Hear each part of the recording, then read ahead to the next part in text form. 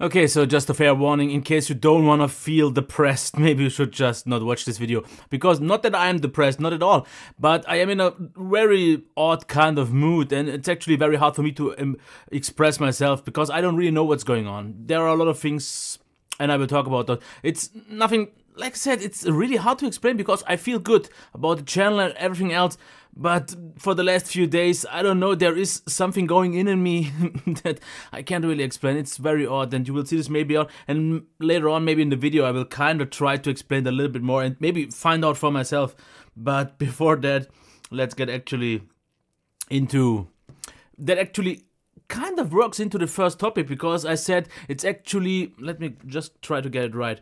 It's actually a lot of work to make it look like it's not a lot of work. Because this, for example, my issue on YouTube always was, and that's kind of the issue of this video as well, and why it's not so popular, not many of my viewers watch it, or my subscribers, is that I generally tend to overshare. I don't really know why. Not just in terms of like these videos, but also in terms of my subjective opinion and in all kind of these things. And for example, if something goes wrong in my videos, I share it in this video, I share it in the ramblings, in the live views. I definitely show off my real emotions, my real opinion way too often. Because I think what other YouTubers do way too much, and that's what I personally would like to actually not be the case, is they have a filter. Because you pretty much never see a bigger YouTuber, or even any YouTuber, showing his downfalls, his fails, his faults. And I don't mean the funny ones, I mean the real existing ones. Like for example, TLD once did a video where he had this issue with his health and all that. That was a side that you usually never get to see, because all YouTubers, even the big ones, have personal problems. And of course I kind of get that most people just like to shut them off and only show the positive side, because that's just more appealing to other people, because people don't want to see other people being negative. I guess in some way actually it is the case, but not in YouTube. Because why are there so many news of negative stuff going on around the world and people already watch this? Because I once saw a video that people actually have this curiosity seeing other people in a bad situation. That's also why there are so many of these fail videos. People like to see other people in pain. And some, of course, like to see it for the fun. And some like to just see it because there is an inner tribe that just makes you feel better if you see someone feeling worse. And that's kind of the one thing that for a YouTube people not. Because if a techie, for example, someone like me, shares his things, that if something goes wrong, and how I always drag on about the stuff that at least in the past, now I really don't care so much anymore, about the growth and how I don't get views and how I get dislikes and all that. And this, most people say, why is he telling me this? This doesn't interest me, that's just dragging me down, that's boring. Now personally, I would like to see more people doing this, because it just shows the other side. Because if I would just show the happy side, yeah, that's okay, but this is only one side of the coin. And I think people, especially YouTubers as well, are more than just YouTubers. There is a person behind the camera, and that's why I always made these kind of ramblings to get into those things. And that's why I always say it's a lot harder, because to make it look like it's not a lot of work, because you see it on my reviews, you see it quite often, you see it in the ramblings, you see it in the live Q&A. For me, it's still a struggle, even though I'm doing YouTube for 4 years now, even longer by now. I still have days where nothing works out, where I just have issues getting certain devices, where I have trouble with comments, and all these kind of negative things that drag me down. And sometimes it has an impact on your mood, sometimes it can be really a small mean comment, sometimes it can be a actually truthful, just hurtful comment, something you don't want to hear. Because there was a comment once, a few years ago back, where someone told me actually the bloody truth about one issue of mine. I can't really remember it now, which is okay, but it hurt, and it was a sting. But thinking back, I said, he's actually right. And of course, with some of these comments, you actually learn to grow, because you see them, you accept them, you go further beyond them, you grow with those issues. And I think over time I definitely grew a lot, but there are still things that just once in a time hurt you. But like I said, this video in general will sound like I'm depressed or like I'm moody, which, like I said, it's not the thing. But for example, what I'm doing right now, let me check if I've brought this down.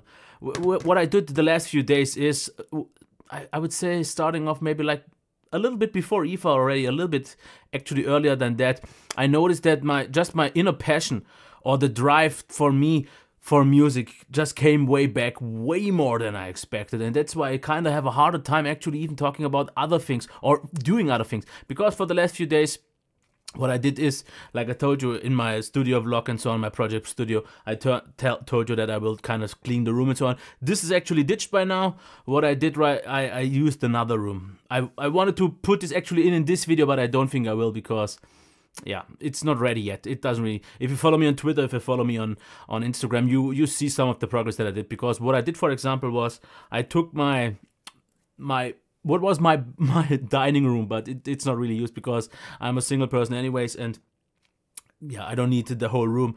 So what I took is, because that's actually the room side by side to my home theater living room /living room, and I just took that one because it's about 4 by 3 meters, so big enough, and you've seen the pictures. So there I will do these things actually because it's easier. The other room, or what I even planned, is just taking this wall off and putting speakers behind because the room is wider, wouldn't work out so much, I think, because the lighting is the issue. Lighting, especially good lighting, is expensive, and I don't want to break the bank too much on it because the whole thing down there didn't cost me all that much yet. It's, I think, like 200 for the wood panels that I used, about 100 for the carpet, and then I will need some more accessories.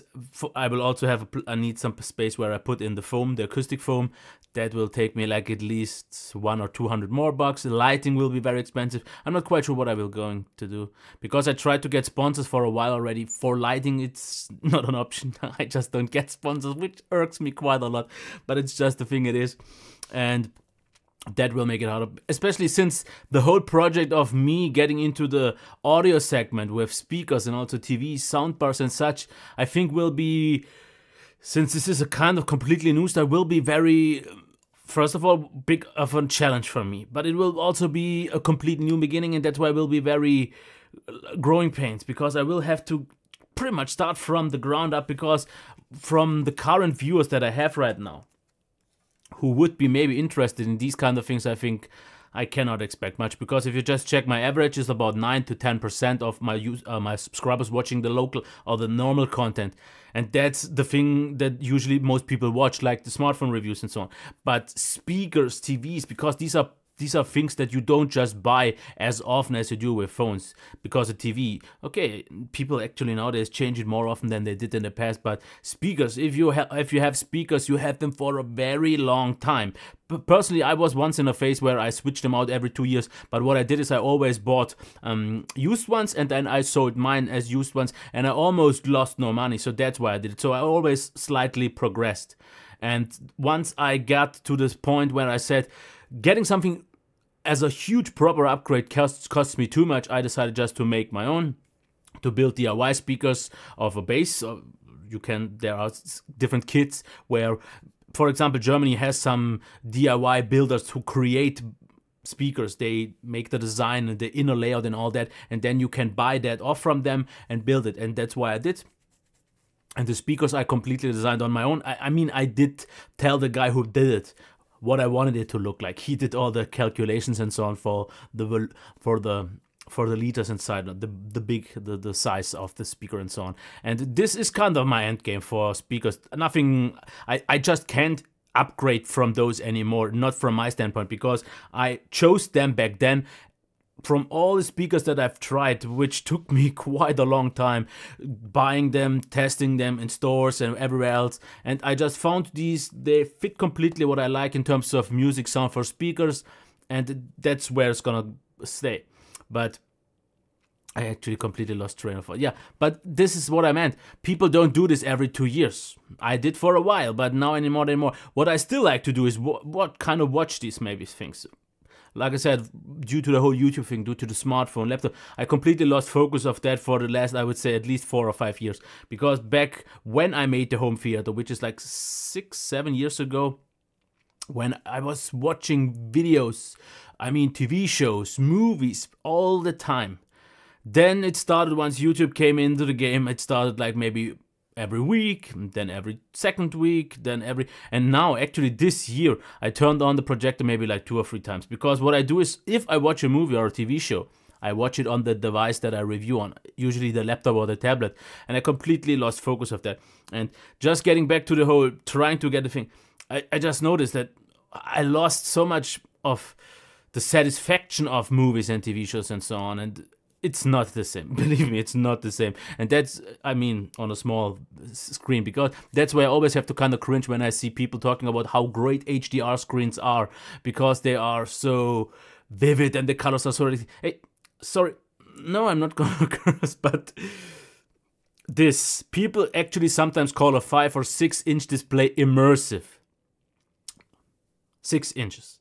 For example, most TVs by now are 55 inches. The new average will become 65. I talked with Sony about it, and they said, yeah, 65 is gonna be the new kind of average for a while now, until it maybe will get even bigger. But I, for the last 7-8 years, don't have a TV, and I watched back then, when I watched it, on 110 inches. And the only reason why it's not even bigger is just because the room limits it. I could have gone wider, and I could have maybe have like 120, 130 inches. But then the speakers wouldn't have it. So 110 inches is impressive, and that is immersive. In a room that is like 5 meters by 5 meters, something around that, that's immersive. So don't try to tell me that this is immersive. And if I see someone actually honestly watching a movie on this, even if you have headphones on or earphones, even worse, how is that immersive? How is that great? And I just noticed that for the last 4 years, especially, I noticed one thing. Once I had my home theater, my electricity bill was almost let's say double. Let's say twice of what it is right now, because since I don't use it anymore, because the whole home theater with the projector, with the 5.1, now 5.0, sucks a lot of power with the PC running all the time, and the experience is so great. And the last 4 or 5 years, I completely sacrificed that just for YouTube, because I thought if I, for example, watch a movie now on the TV, on the projector, that's 2 hours that I couldn't spend on trying to figure out things about the device and so on. And I watch a lot less videos or movies than I did back then. I already cut back on TV shows, so many. Okay, the good thing is there aren't really all that many great shows anyways, and the good ones I still watch, and some not that good ones, but I still like them. But the experience is just not the same, because when I watched a movie on 5.0, super great surround sound, 1080p, okay, 1080p not really the best resolution anymore, but for projectors that's still kind of a big thing, because 4K is just slowly getting affordable, and that's something that I will try to get, because there is one available soon that isn't all that much of a price killer. But this is an experience, because the issue is, and I'm not gonna say that a crappy movie will get amazing with a great surround setup or setup in general, but it makes a good movie even better, or a great movie excellent in some aspects. Especially when I watch, for example, Tron, or when I watched the first, what was it called? The vampire movie with Kate Beckinsale. You all know it, I just can't remember it, it doesn't matter. When I watched that first one on the one, when I even had a butt kicker. In case you don't know what a butt kicker is, that's something you screw under your couch, and then it makes it vibrate. So it kind of gets the same signals like a subwoofer, but then translates it into vibrations and so on. And this was even more so impressive, especially on Tron and stuff. I can't really use it anymore for the last few years, because my new couch didn't properly allow it, and I didn't make the adjustments to work on it. But that was an experience, and that made it like you. I always said I find it better than in a proper theater, because I get the sound signature that I want, I get the picture that I want, I can stop, I can watch whenever I want, it doesn't cost me to go out and buy popcorn and all that, and the experience was just great. For the last 4 years it was watching it on something between 10 and 14 and 15 inches, and that's why I just found that passion once again. Especially on IFA, when I made those contacts and I've seen all those speakers and all those TVs and all those projectors once again, it completely lit up my fire. And the problem right now is, and maybe that's the reason why I'm in the moment in this kind of in-between in terms of mood, is that I want to do this, but it's still something completely new, because I'm a little bit afraid of the challenges that will come along with that. I also will have to get completely new brands on board. I have already a few ones, for example speakers, for example TVs, that I should be able to get stuff, but the viewership will be completely different, because I have no idea if the way I would like to explain speakers or TVs, if that's something that people like, if that's maybe completely off. Because I've told the way I wanted to review things like this, because when I talked with the guy from Sony, he said that there are a few reviewers that, for example, review TVs, because I said that's kind of a niche market on YouTube. And he said yes, and that's why they're trying to find those people, especially for TVs, because he said that there are a few that make it super in-depth. And I said that I know the big tech YouTubers make it way too shallow, and I want to kind of be in between, so approachable for the everyday person to get his news, but still to get more information than from a 5-minute kind of preview. And this whole thing is something that I'm still quite struggling, because of course, yes, it involves a lot of work trying to get the whole studio working, to get the sound properly done, the acoustic foam treatment, the lighting especially, and then I have to figure out once again how to actually record these kind of videos, because for the last, I think, like 2 years, I did all my reviews with the on-the-go setup that I have with 2 capture cards running, where I see the monitor, I see whatever I'm doing, and that's it. But now I will kind of have to go back. I will get to find another microphone, how I record.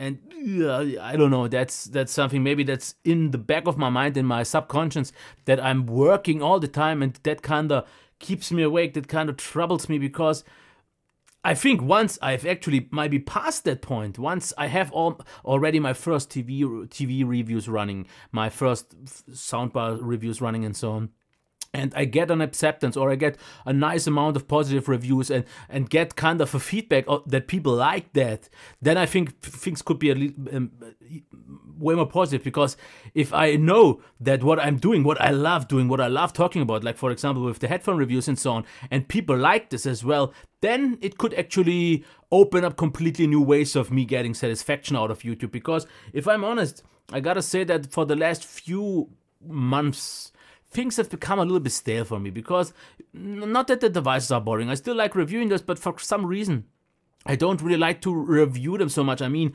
making the review, because there are so many things back in your head. Because usually I made the reviews, and by now I definitely noticed one thing what I did, and I don't know really the proper term, but I completely got emotionless, or kind of numb, yeah, numb, it's kind of the term, on some of the comments. Because one thing that I was always known for is comment or replying on all comments. I definitely stopped doing this, and not like many do it as an excuse because I'm too big now, I get too many comments. No, I still get a reasonable amount that I could actually reply to all. But by now, the problem is, the bigger you get, the more,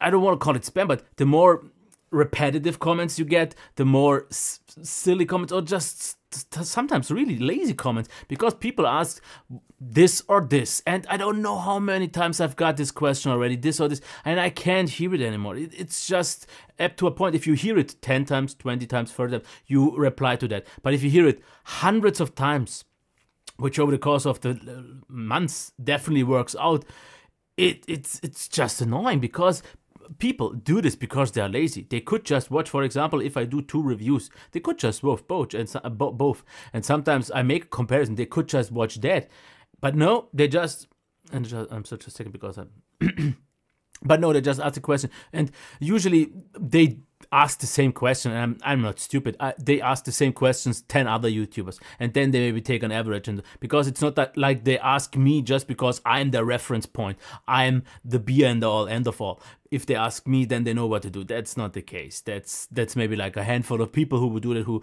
trust me, who know my stuff already for years, who think the same way I do. Because I definitely noticed one thing, I think very different, and that's already actually one topic that I wanted to talk last rambling about, that I was actually kind of thinking about maybe reviewing less smartphones, or kind of ditching it altogether, at least for the bigger diversity, and just to get into the more important phones, because I have to be more selective if I want to do a bigger variety or diversity in terms of devices. Like for example, if I was at laptops, phones, and headsets maybe for a while and now want to switch to speakers, TVs and so on, that's more. But it's less of each one because I can't do this additionally, not as a hobby YouTuber. And that's why I thought just cutting back on those reviews where I don't get what I wanted to anymore. Because for me, it's always very important to help people if I make, and that's something super disappointing if I see people. I honestly did the Nokia 6 rant to beware people of buying this phone because in my opinion, it's just not a good phone. And this is not about the phone itself, but I did that video and I was angry because I thought at that point that Nokia ripped off their customers. And yes, I was over the top and I was maybe too aggressive. And pretty much the few comments that I still get every day on this video are all negative ones. At the beginning, I got a lot of people who said, you are right, that's what it is. But my ratio by now is like, let's say, for every for every 4 likes I get 3 dislikes. So the ratio has become way worse. By now it's like I think 1100 to 800 or so. It could be even worse, I don't know, because I still see those comments, but they are annoying because someone just told me once again today that you are a hater. Yeah, obviously, and go back sucking on your Huawei and Samsung. But here's the thing, if this person would know anything about me, he would have watched those videos and he would have seen that I gave the Samsung S8 quite a bad review for a great phone, and the same also for most Huawei devices. So some people just don't have any idea of what they are talking about. And if you get these kind of comments all the day, all these repetitive comments, there's actually by now a smaller part of actually interesting comments that I like to reply on still, because the people who really want to know, who really want my kind of knowledge, my experience and all that, that's become less. Because back when I was small, I had this niche market of people who watched my reviews for my information and all that. But the bigger you get, of course, the more mainstream in some ways also the viewers get. And that's where I personally think that my comments in terms of quality go way down. And I just don't like that anymore. And that's why I always said I'm okay with being niche, because my quality of my viewers is better than on many others. Because if I would check the people that watch my videos and I would check the people of a channel who has 3 or 4 million views, a million subscribers, those, especially just due to the sheer amount of viewers, must be a lot of smaller children and trolls. Of course, you have way more trolls. You have more people that just don't really bother too much about tech, who are fanboys and all that kind of stuff. So the quality definitely gets lower the more viewers you get, because there is just, I think that just comes with the territory. You can't just grow and the quality of your viewers stay. And I'm not trying to bash on, especially all the people who watch these videos, the ramblings and so on. These are excluded, of course, because I guess it's self-explanatory. If you would watch these things and kind of see the deeper struggle that some YouTubers have, especially me in some ways, you would, yeah. I guess you get that. Oh yeah, I said it would be very depressing of a video, like I said. Okay, one thing that I would like to know, but I guess at this point no one is really watching and will answer, but what kind of music do I listen to? What kind of music I listen to, and what do you?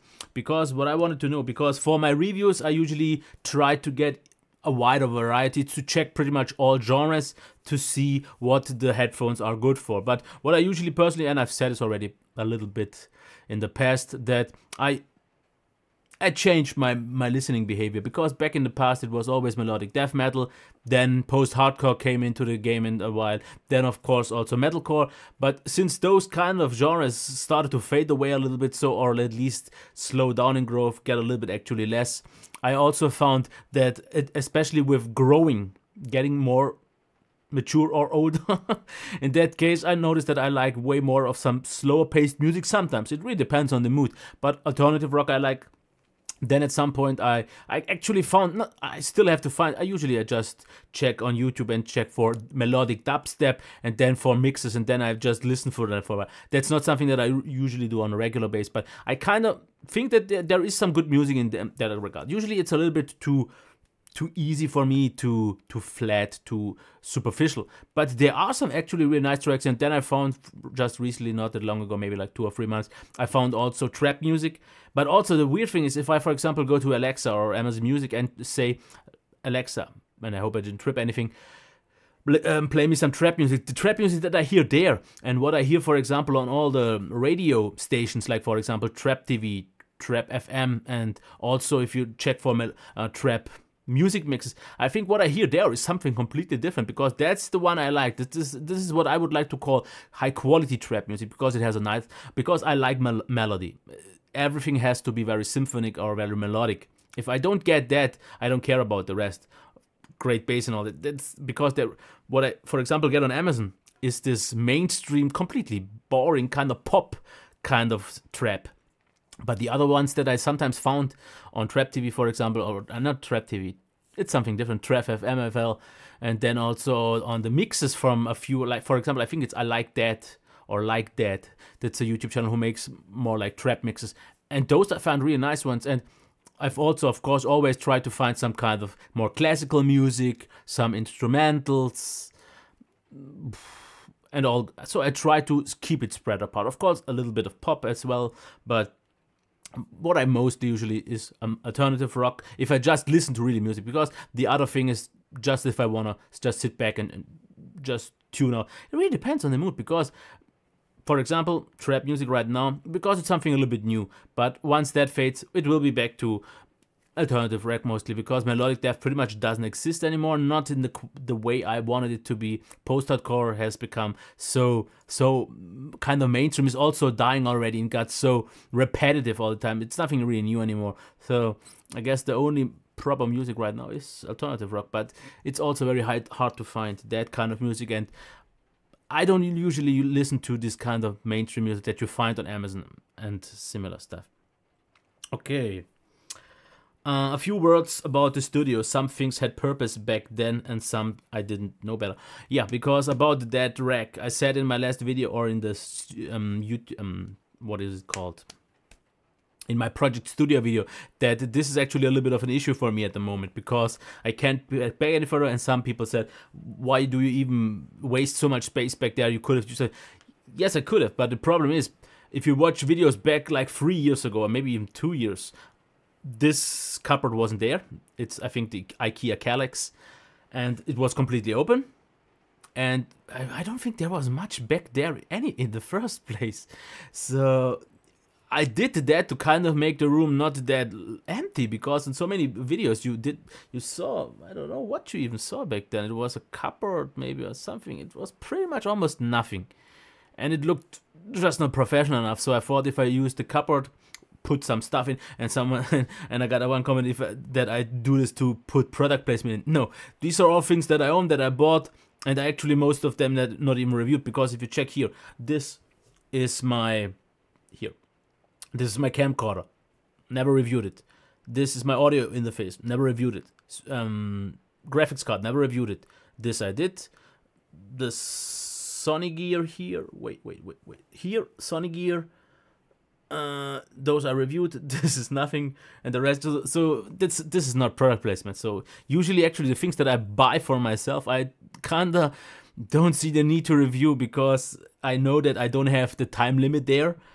Usually like a month or 2 weeks or so, and I kinda just don't even bother about it. I don't know why. Sometimes I wanted to do it, but it often just didn't work out. So, but if I would have known what I know now, I would have definitely made things different, because especially back when I bought it, I didn't have bokeh or anything like that, and now I would have to have even more bokeh. But the only way to get more bokeh is to get further away with the back. So you have to be closer to the camera, and the background has to be further back from you. So that's why I would like to go a little bit more back, even to have even more bokeh, and also for the room for me to feel bigger. But the problem is also that this cupboard is very close to my desk. So if I sit here and do my stuff, I can always easily reach in if I need something, because I have, for example, my audio measurement tool, my heat measurement tool, and I have all this kind of stacked up here. So I can have easier, if that whole thing would have been 1 meter further away, I actually would have to find a different kind of thing that I would have them still approachable here, because, yeah, but Of course, that I would have done different. Of course, if I would have known, at least just get the 4x4 and not the 5x5, because this one takes way too much space. Now I would have even other plans, because if I wouldn't have it in anymore at all, I would maybe even use the space and just put 2 speakers back there with maybe a small TV. Because I actually even thought about that, making the speaker review studio, because it would be even in one place I could record everything here. I wouldn't have to have everything double added downstairs anymore. But the problem is, due to the roof being so close, I wouldn't have the space, and it would be way too hard, especially in terms of lighting. So I don't think that's an option. I would really like to just try it, because this whole cupboard, especially if it would be empty, it's super easy to just pull, and I could maybe pull it in the other room once it's empty. And I think I will just try it just for fun, to see if I could maybe just change the studio, because I think if you do YouTube for long enough, and I don't know how long I have this Kallax anymore, but I think the studio or the setup should change every now and again. And I think like 2 years or so, it's kind of boring by now, and it would be definitely something new. And that's why I thought already about getting the new, because what I think I will do in some way or the other, definitely, if I'm not gonna use the room to the side for the speaker reviews, which is pretty much off the table by now, I will still make it something, because once it's empty, maybe put a couch in and yeah, something. We'll see. Maybe just something to sit back and listen to, headphones or anything. I don't know. But like I said, because back then I just didn't know things better, and especially in lighting and all that. And yeah, so all the suggestions that I got, why I did this and why I did that, like I said, back then I just sometimes didn't know better, and things had purpose, because this cupboard still has purpose. It's not like it doesn't have. Okay, right now, yeah, that's just something, but I guess it's kind of obvious by now. What I wrote down is a lot of non-review content at the moment, because I have to find my place. Old stuff got boring, because I already got into that. Like I said, for me, priorities have changed a little bit. And yes, I know, a lot of people said it would be sad to see the smartphone reviews go.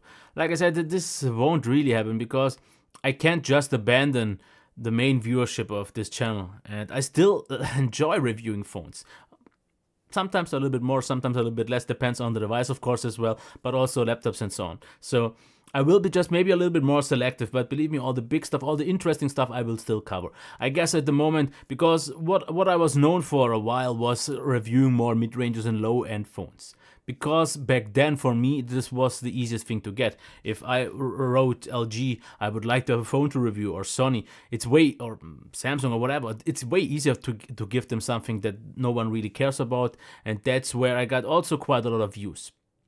But by now, and I guess that's pretty much normal, that's why all the big channels review all the big phones, because you get actually, which is something most people actually don't know, but I think, get more views if I would just keep reviewing mid-ranges and even smaller phones, because that's just the market that isn't all that saturated so much. But that's also personal stuff, because back then it was just my only option and I found it still interesting. But now, having access to pretty much all flagships, one way or the other, if it's from GearBest, if it's from Trading Shenzhen or Cyberport, or from the brands directly, it's hard to still watch out for the cheaper stuff. It's just a thing, because just let's be honest, if you have, and I'm not saying that I have, but if you would have unlimited access, or let's say access to all you want, what would you rather review? High-end flagship stuff that is pretty much perfect, close to perfect, where you can nag on a super high-end level, or crappy phones? Because what I've noticed, and that's why I definitely will still keep reviewing some of them just to see if they are okay and or not, Chinese crappy phones. Because I said that, for example, I was asked if I could review, I don't know which phone anymore, and I said no, it's a crappy phone, I don't need to review it, I know it's bad. And he said, but isn't that the reason why you should review it, so people know that as well? And I said, yeah, it's actually true, but if you review a lot of those phones, it gets very frustrating, because the first 3 or 4 phones that I ordered from GearBest, I found to be lackluster. The Verni, it was not a good phone. The Yumi Digi Z wasn't a good phone. And if you review all of these with all those many downsides and the price isn't even all that great, that's something that's frustrating. It would be the same if you would be a car reviewer and you review only the bottom, the really worst cars that almost... Okay, it's actually not that a thing of cars was a weird analogy because cars pretty much still do all they need to do, but phones not always. So... I don't know, there is definitely a proper analogy, but it's not there. Or if you would like, maybe, yeah, also not, but just forget, but if you would, for example, have to watch reviews for a living, what would you rather watch? The really good, interesting ones, and I'm not even talking about all the superhero movies by now, because it gets so repetitive, they don't have a proper story. And I gotta say, I thought 2016 was a bad year for movies, but 2017 is so much worse, because I still want to see more of those deeper movies that have a proper story, that are interesting with a twist that you wouldn't have expected from the 5th minute already or something like that. But we kind of don't get it because that doesn't make money. Some indie films still happen, but it's so rare. But what would you rather watch? The really interesting movies or the trash, the boring movies? Like... no, I'm not gonna mention one. But yeah, like I said... yeah, I guess finding my place at the moment is the most important part for me. And like I said, I'm not depressed because I get, what would I be depressed about? I get access to all the review units that I want. I get the views that are fine. I get the likes. I get the nice positive comments. I like doing it. Yeah, there are downsides. I would like to get sponsors, but I still can't. And I know why, but yeah, it's fine. Because I would like to get... Because the problem is, if you are at a certain point, for me, for example, at around 50,000 subscribers, and I see other reviewers at that level, and I just see they get PC sponsored, they get this sponsored, they get those parts sponsored, they get paid, they have these kind of ads in the video that they make money off of that. If I see that, I'm just getting a little bit, in some ways, buttered, yeah, because I know why. I'm not oozing out this advertisability, this marketability, because if I would have an advertisement, no one would care. But if those, yeah, like I always like to call it, like more professional reviewers do it, and even if I see them, they're so much younger than me, and they have the same amount of subscribers than I do, but they have so much more success because they got it with so much less views also, but also videos and so on.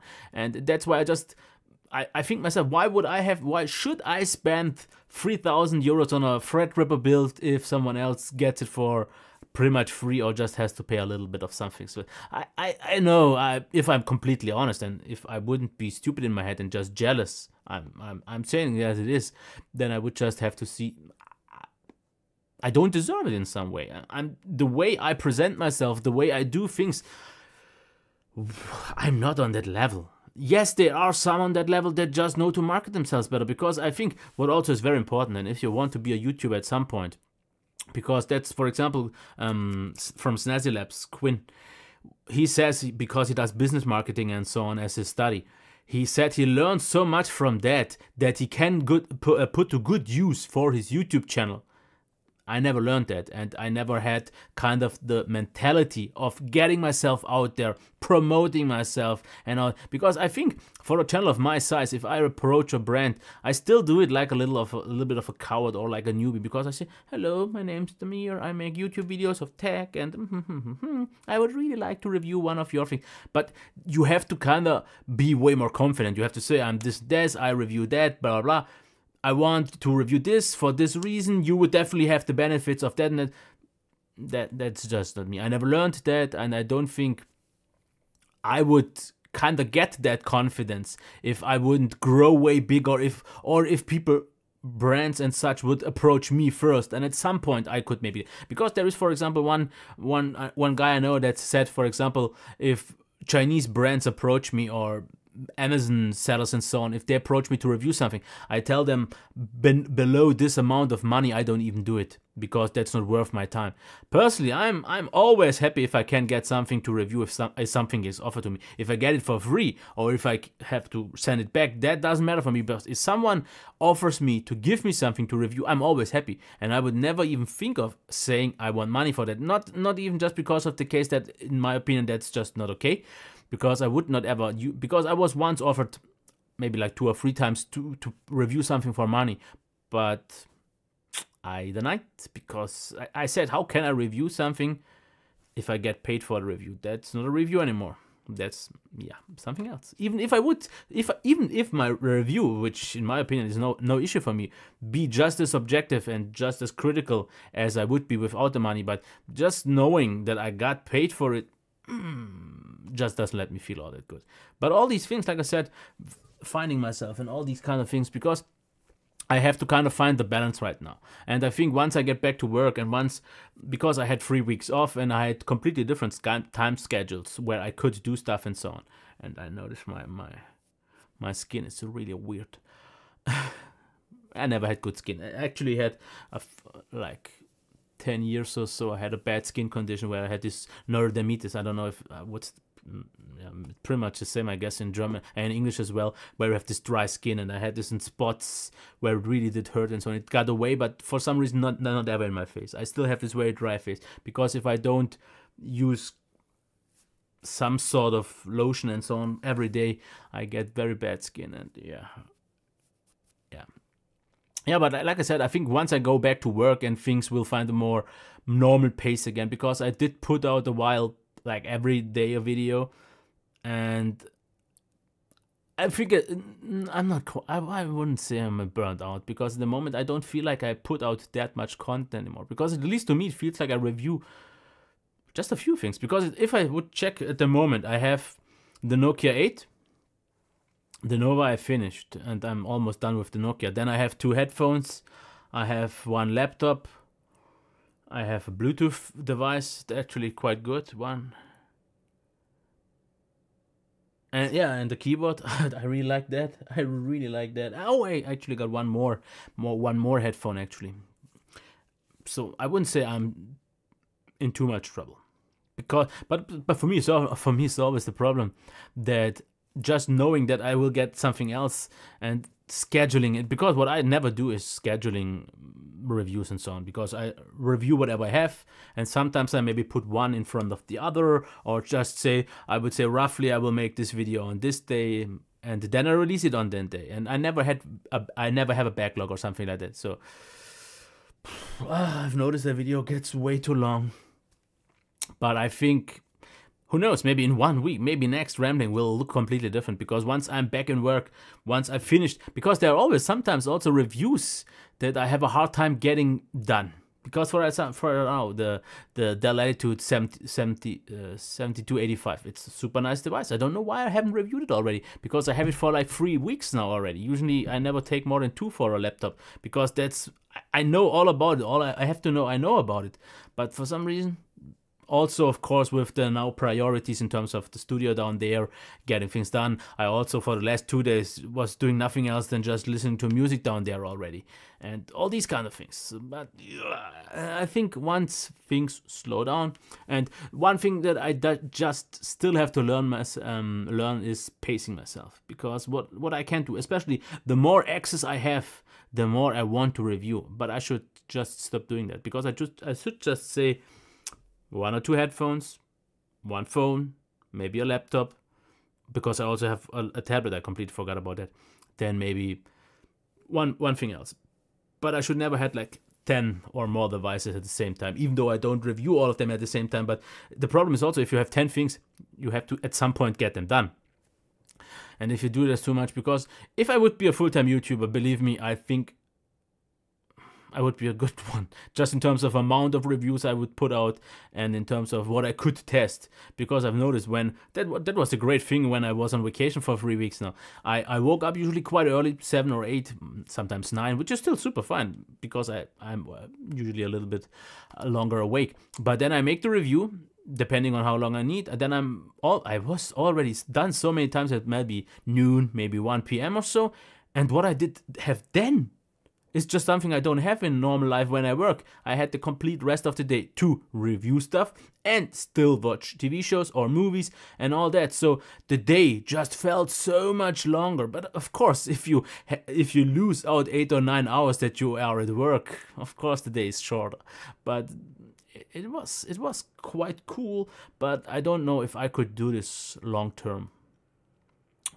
For many different reasons, not just because of the pressure of doing it professionally and so on. But I noticed that I'm getting way too long. But see this as 45 minutes as a TV show in terms of length without, of course, the ads. But yeah.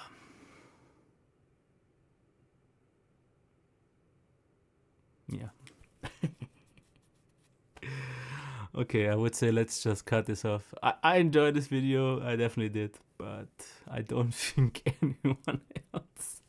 It was so weird. I think this was one of the weirdest ramblings ever. But I think in these videos, especially as the one I did today with almost no notes and so on, it was the most of me you can get. And